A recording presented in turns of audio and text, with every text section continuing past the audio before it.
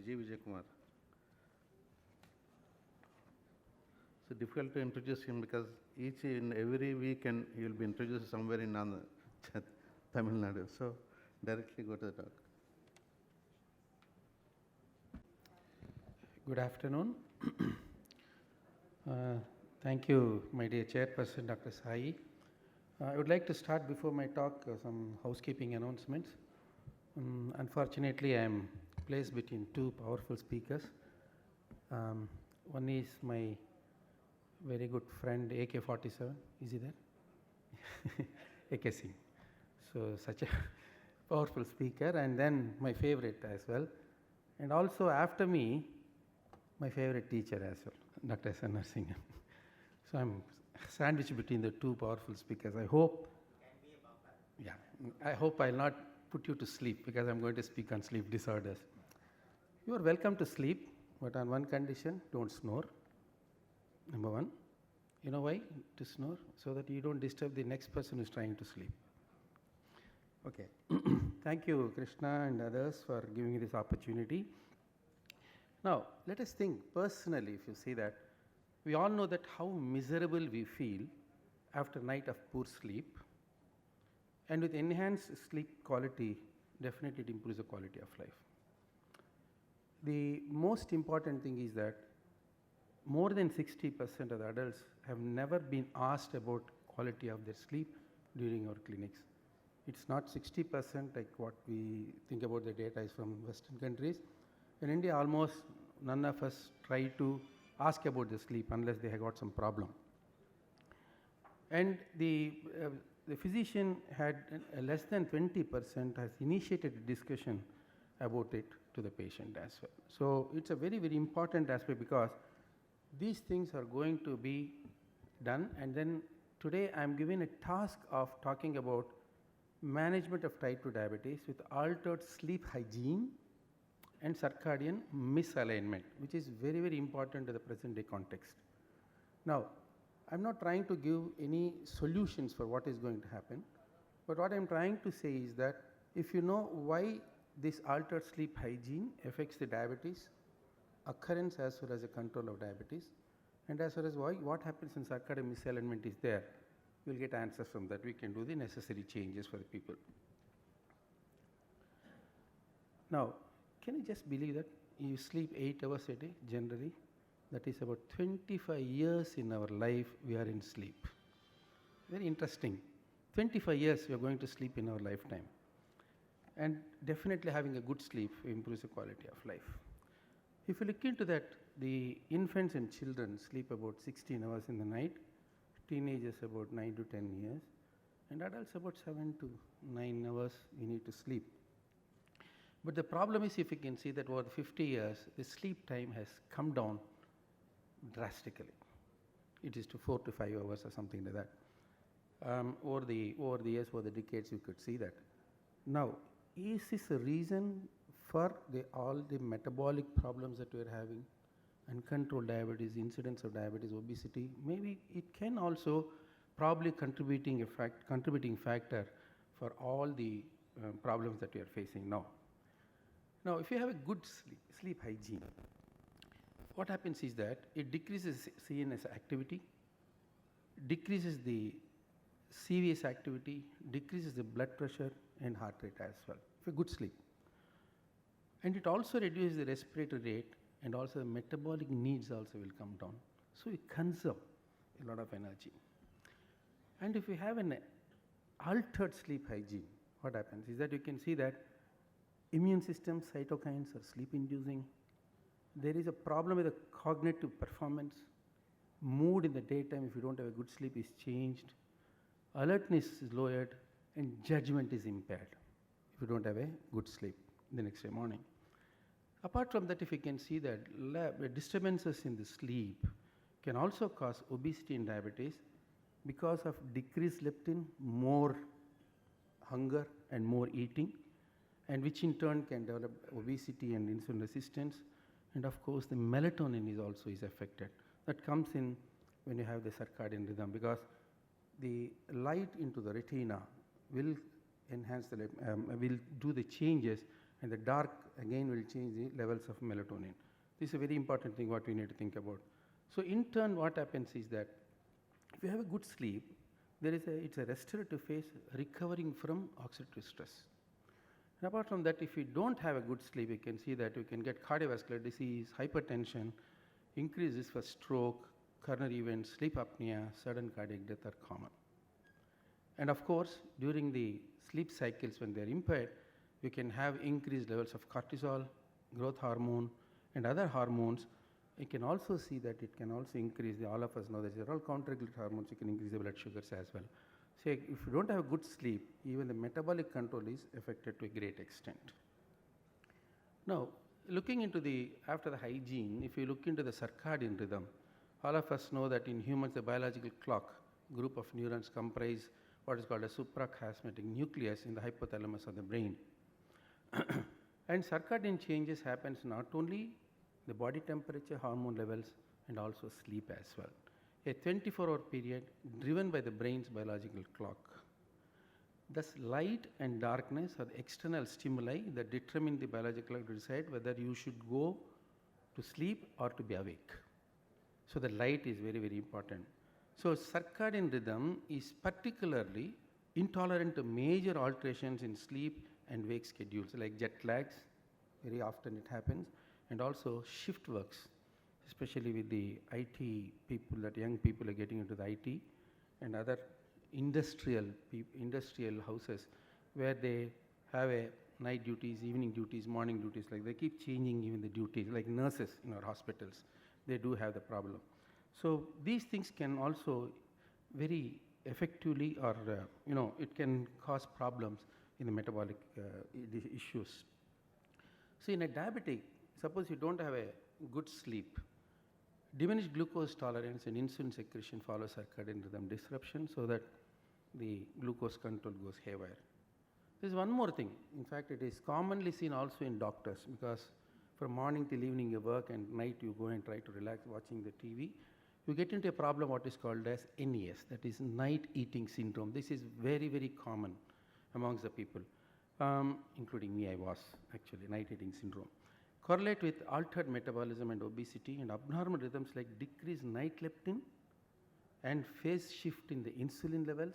It entirely changes, insulin levels will change, and cortisol increases, ghrelin and inverted 24-hour rhythm of glucose is abnormally changed. So it causes, what happens is that when there is such a thing, definitely because they can cause more obesity, insulin resistance, and causation of diabetes can happen. And if you are already diabetic control also can be altered. So glucocorticoids is also increased. All of us know that they can cause hepatic glucose output, and again haywire goes in the glucose control. Now, this is what is happening with the shift workers, especially the present day world. The competition is so high. They try to get less people and extract more work, and duties are changing. So one of the things that we can do, the strategies, is that to realign circadian rhythm, especially the light, melatonin, and having a power nap is a very good idea. Suppose even if you are unable to do that, a power nap is going to be a very, very helpful one, because it restores some amount of nice things that can happen in the body. Normal alignment of feeding and activity with the environment light cycle is critical in maintaining energy homeostasis. There are some very good papers that have been come, and one of these things is the meta-analysis that you can see here. The quantity and quality of sleep consistently and significantly predict the risk of development of type 2 diabetes. The mechanisms underlying this relation may differ between short and long sleepers. I'll come back to that, short and long sleepers. Definitely, you can predict, in this method you can see that we can predict, because of sleep disorders, you can predict the occurrence of type 2 diabetes. The Indian study, Dr. Sridhar from Vizag, in a case control study among 184 consecutive persons with diabetes, sleep disturbance was nearly 4 times more common with diabetics compared to controls. That is 33 versus 8%. Is again a very important thing. And Krishna Seshadri and others from Chennai, what they have done is that they have done what is called as the what is called as a Pittsburgh Sleep Quality Index, PSQI, and you can see that they have found a high prevalence of sleep dysfunction in patients with type 2 diabetes. And their first paper has shown that we can predict onset of diabetes. And once you are a diabetic, the next two papers you can see that there is definitely sleep disturbance in diabetic people. We also found a significant correlation between duration of diabetes and quality of sleep independent of other variables. It is important, the message is that it is important for physicians to address the quality and duration of sleep in patient type 2 diabetes so they can improve the quality of life and they can do better. So it's a very, very important thing. Now, where does this diabetes and sleep intersect? Is that one is sleep time. We're talking about sleep time. Short sleepers and long sleepers, that is true. There is a good possibility of OSA, obstructive sleep apnea, and restless leg syndrome, which I'll touch upon, and of course painful peripheral neuropathy as well. Short sleep is nothing but with a short sleep, glucose dysregulation happens. Increase hunger and appetite by lowering the satiety signals and enhancing the appetite enhancement so that you eat more, put on weight. Long sleep, which is subclinical or undetected morbidity, you can see that associated mostly with obesity and other risk factors for diabetes, and this is basically because of depression, low socioeconomic status, poor physical health and sedentary habits. So they have a long sleep. Depression is a big issue here in long sleeps. So what happens is the short sleeps, we can see that homeostatic drive to eat. What happens is that more time and opportunities for eating and greater sensitivity for food reward. And homeostatic drive, hormonal, if you can see that there is increase in hunger hormones, increased ghrelin, reduced leptin, increased cortisol. So this is what increased food intake. So we put obesity and diabetes. And here if you can see that this is about almost 20 years follow-up, about 15 years follow-up of people over the time. If you can see that those who slept for 7 to 8 hours were the least in developing weight gain and diabetes as well. And those who slept less and slept more are more prone to develop obesity as well, increase in weight and also diabetes. So there are two growing epidemics, that is we starve ourselves from sleep and gorge ourselves for food so that you have metabolic abnormality. The long sleep, as I said, that definitely the long sleep in diabetes is a proxy for time in bed to compensate for poor quality sleep, and it also give the pre-diabetes as well and tiredness as well. This basically depression is also involved in this. A word about obstructive sleep apnea, OSA. 50% of the patients with type 2 diabetes are supposed to suffer from OSA because a good number of patients are obese and also they're having a big paunch. At least in India, we don't have big BMI, but we are metabolically very active because the waist circumference is very, very high. 77% of the urban population with OSA also have metabolic syndrome. So OSA, that is the obstructive sleep apnea, impacts glucose metabolism among diabetics and contributes to insulin resistance, such as fatty liver, obesity due to hyperactive oxidant system. So OSA has got an effect in causation of diabetes and also disruption of diabetes control. And this is what happens: fragmented sleep, hypoxia and hypercapnia, excessive daytime sleepiness, increase and also cardiovascular and metabolic complications, and then morbidity. This is a vicious cycle. You have more obesity, more OSA and more problems again. So it's a vicious cycle. We have to break it. As far as the plan of action for OSA, we have to screen first, and then analysis and titration has to be done.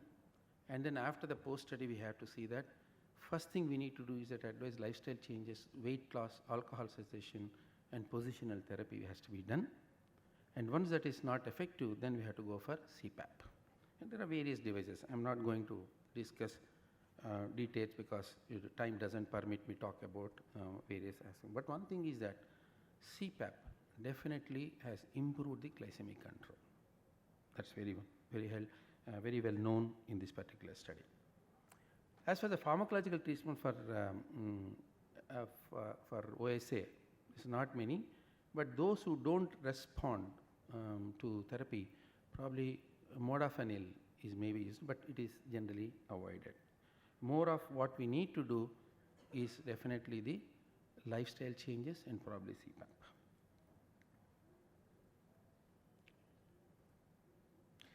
A word about restless leg syndrome. It is similar to a diabetic peripheral neuropathy, heterogeneous sensory motor disease. Clinically may be diagnosed by an urge to move the legs with or without uncomfortable, unpleasant sensations in the legs that begins or worsens at rest and during inactivity, is relieved partially totally by movement and worsens during evening and night. Managed by glycemic good control, correlation for the precipitating factors, dopaminergic agonists and opioids in resistant cases can be a useful one. All of us know that diabetic painful neuropathy, the burning syndrome, can cause disturbance in sleep. So we have very effective drugs, various effective drugs. First thing is definitely good glycemic control, and probably pregabalin is a safe option that we can think about in these people. So to improve the sleep hygiene, another things what we need to do is that avoid caffeine at least 6 hours before bedtime. Regular exercise, but it should be done at least 2 hours before bedtime. An hour to unwind before going to bed. Sleeping environment should be conducive. It should be quiet, dark and comfortable. And also keep a regular sleep schedule. It's a very, very important thing. So sleep for 7 hours. Don't skip breakfast.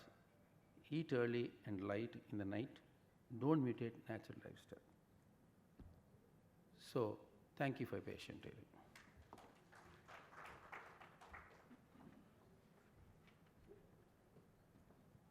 Thank you, Vijay, for finishing in